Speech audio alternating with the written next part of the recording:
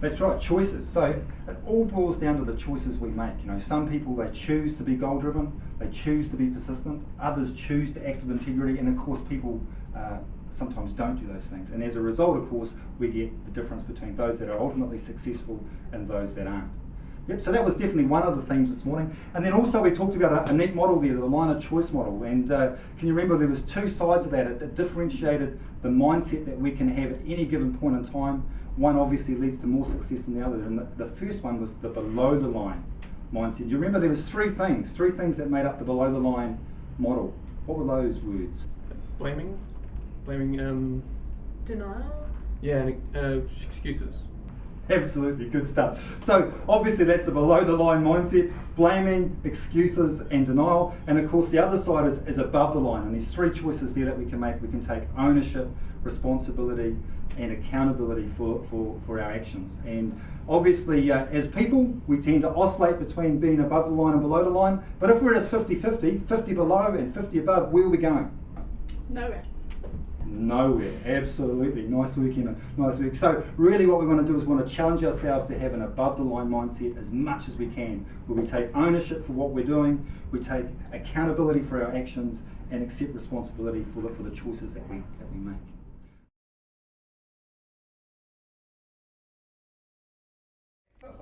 All right team, so the resources for this next activity are in front of you.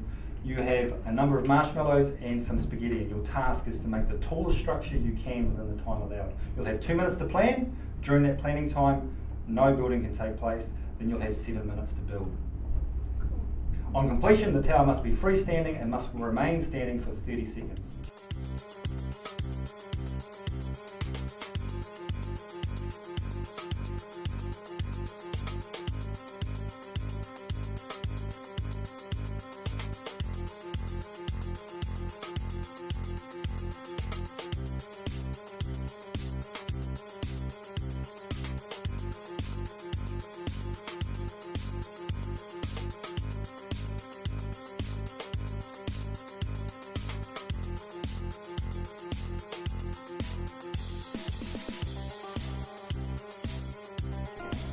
Yeah. That's yes! It's a thing! It's such a thing.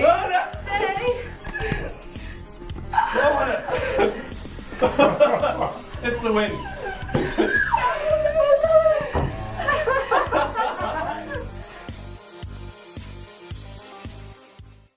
Cool. Now look, as I promised you before we went to the break, I want to sort of bring this together into a useful model, and it's the equation for success. And basically this model here is made up of 3 ingredients, and I think it's really useful to keep these ingredients in mind when we're talking about being successful people. So here we go. Well, I've got a very important question for you.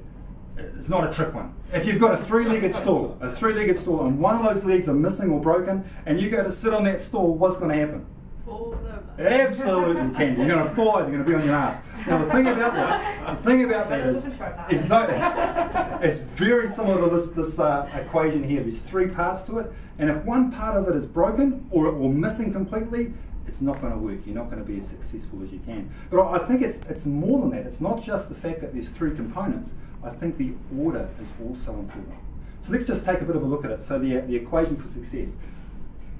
Passion plus vision plus action equates to the success that you get in life. So here's my question for you. Why do you think passion starts? Why is the first one in the equation passion? Because it gives you the drive. Absolutely. Look, and I agree completely. Because really, behind anything meaningful that we do in life is passion. It's something that we're passionate about. And it's the fuel, if you like. It's the fuel that we use to drive when things get hard. And to paraphrase Steve Jobs, I really like a bit of a discussion that I saw of him talking about success. And he said, anything in life that's worth doing is hard. It's hard. And often, in fact, it's so hard that rational people give up. They stop doing it, you know? And what's the thing that determines whether you continue? It's whether you've got the passion. All right, cool. So hey, so let's move on to the next one. So the first ingredient team is passion. Now the second one's vision. So vision, what does vision give you then? If passion gives you the fuel, what does vision give you? A destination, a goal. A goal, a destination, yeah. So I guess it gives you the boundaries to channel your passion. It gives you the map. If the fuel comes from the passion, the map of the journey, if you like, comes from the vision. Yeah, and you need to have a vision, because otherwise what happens is you're at risk of squandering all your energy and activities into areas which aren't going to add value to you, aren't going to be meaningful to you. And when that happens, that's when, sometimes this might sound familiar to you. You find yourself at the end of a year, a real busy year, and you think, man, this has been a hard year. Been flat out, busy, never let up the whole year, but what have I achieved? You felt busy, but you haven't achieved anything meaningful. And often, the reason for that, I suggest, is because we're lacking a vision. We've had some passion which fueled our activity, but we haven't had a way to channel that, which is where vision comes from, personal vision. So, does that make sense so far? Yeah. All right, cool. Now, look, you can have all the passion in the world, you can have all the vision in the world, but it doesn't matter a damn unless you take Action. action. Absolutely. So the last part, if you like, our last ingredient to success is action. We need to take action, consistent and committed action towards bringing our vision into reality. We need to drag it out of our minds, drag it out of our hearts, and put it into place for real through our actions.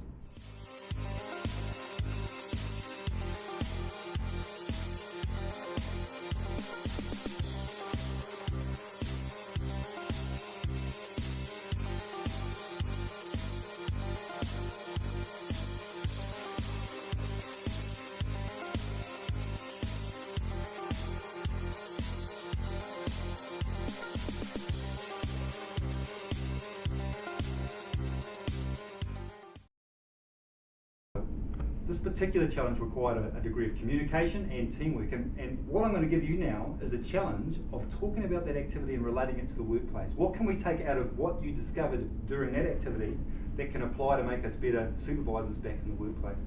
What I'm going to do is I'm going to give you 2 or 3 minutes to talk amongst yourselves, and then what we'll do is we'll get perhaps the three most valuable insights that we can apply back in the workplace. Make sense? Yeah. Cool. It's quite, like in the instructions, it was to say, it stated, make sure it's a triangular shape. So having that same focus of, the same direction that we're all going in, as opposed to just, that's right.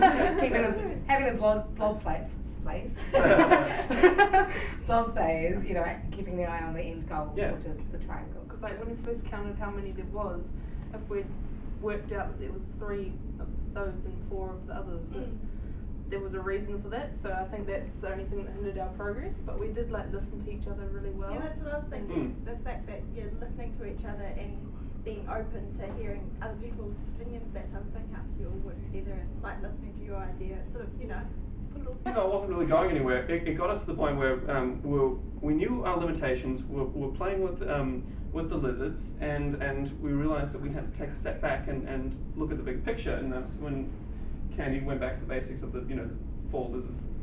Obviously, they have to be like this. So it's good to be able to learn from those mistakes and then move forward. And I think that communication is one of those things that helped us there.